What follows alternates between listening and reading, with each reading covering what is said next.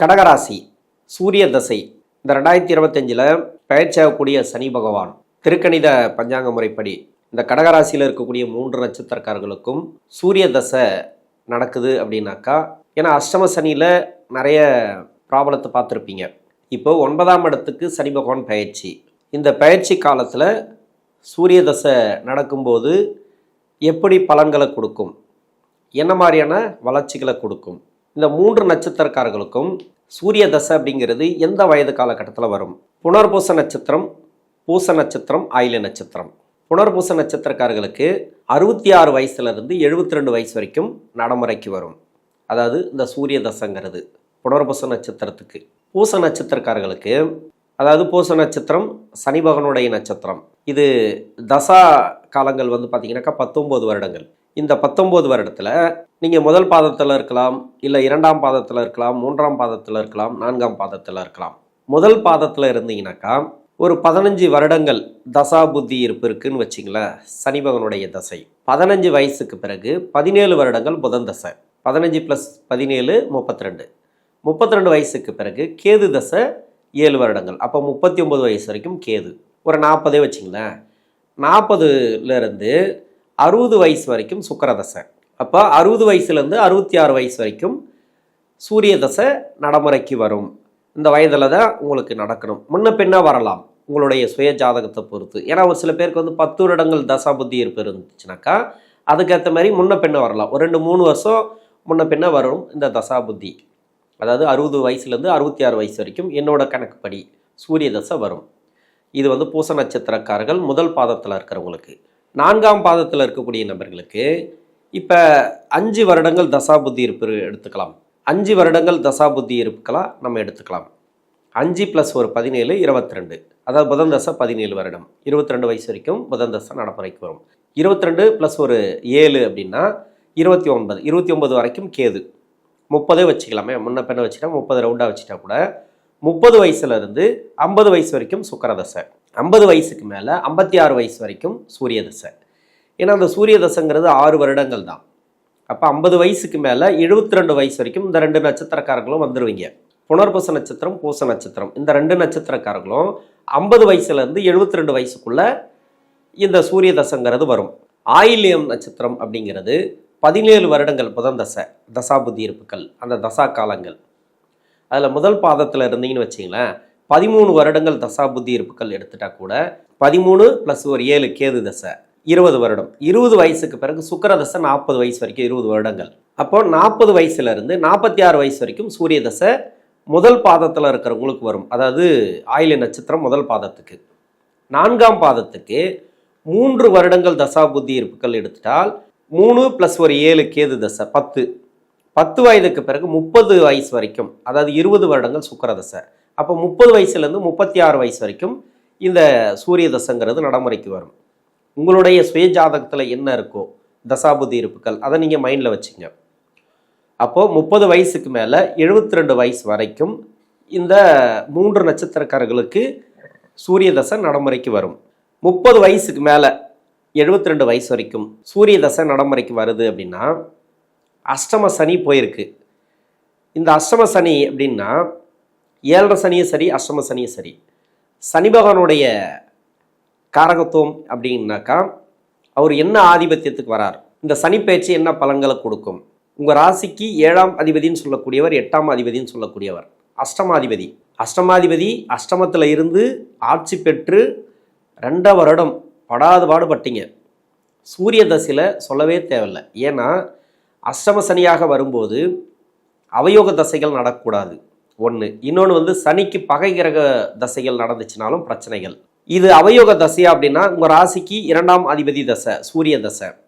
இது அவயோக தசை கிடையாது, யோக தசை. ராசிக்கு யோக தசை. இதே லக்கணமாக வந்தால் இது யோக தசை தான் உங்களுக்கு.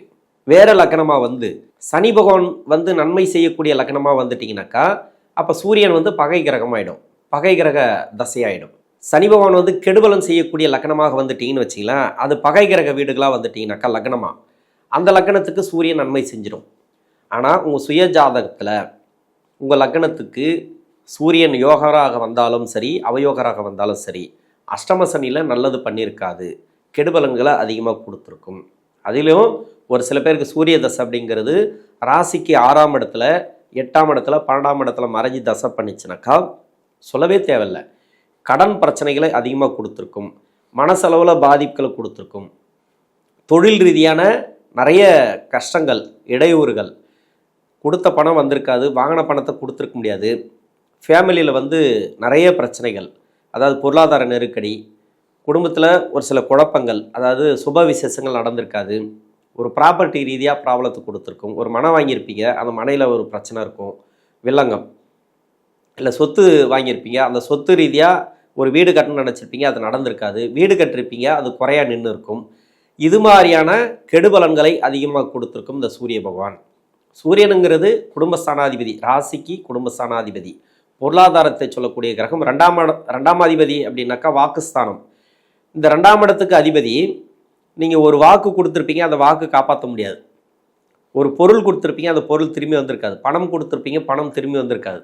இது மாதிரியான கஷ்டங்களை இந்த அஷ்டம சனியில் கொடுத்துருக்கும். சனி பகவான் 9ஆம் இடத்துக்கு பயிற்சியாகிறார்.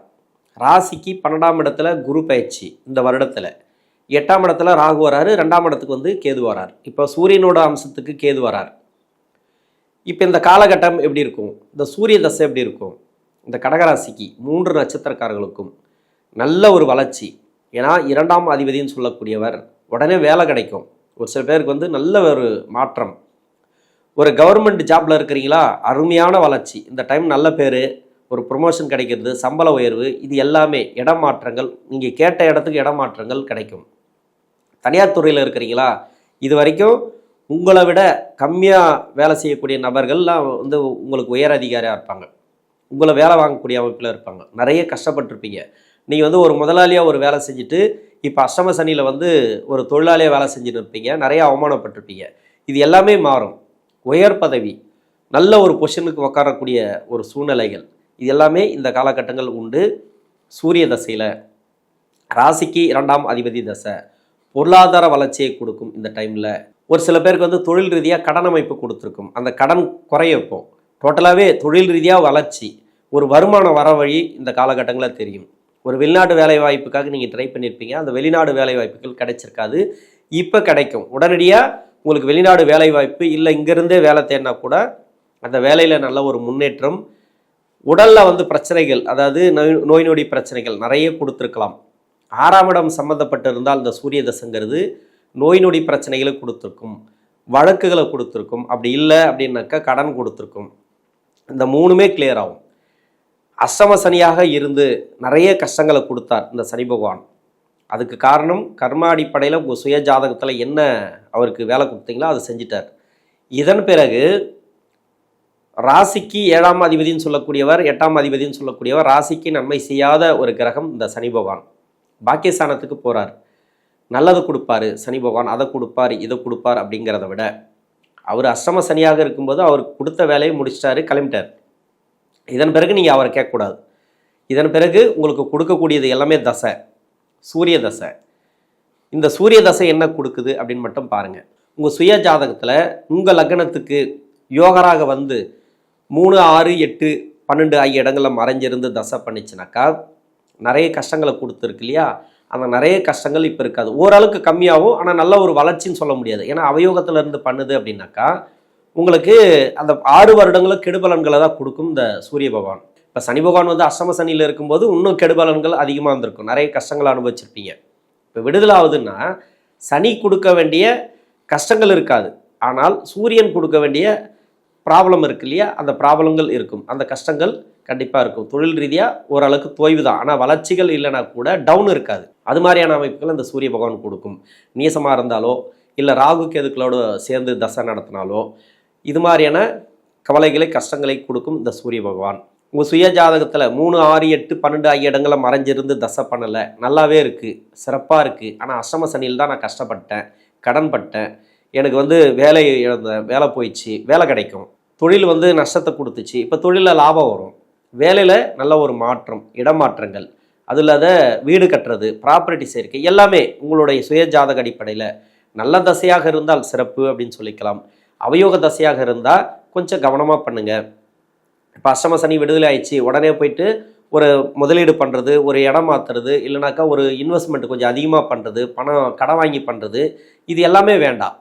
யோக தசையாக இருந்தால் கொஞ்சம் கொஞ்சமாக நடக்கும். எல்லாமே நீங்கள் நினச்சி பார்க்க முடியாத அளவுக்கு வளர்ச்சிகளை கொடுக்கும்.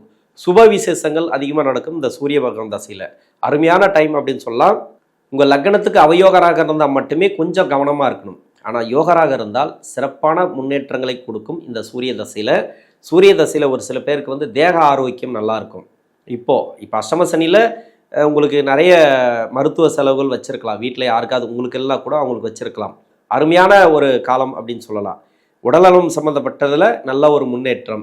வீட்டில் வந்து சுப விசேஷங்கள் அதிகமாக கூடி வரும். அஷ்டம சனியில் சுப விசேஷங்களே கூடி வராது. இது வரைக்கும் நிறைய தடைப்பட்டிருக்கும்.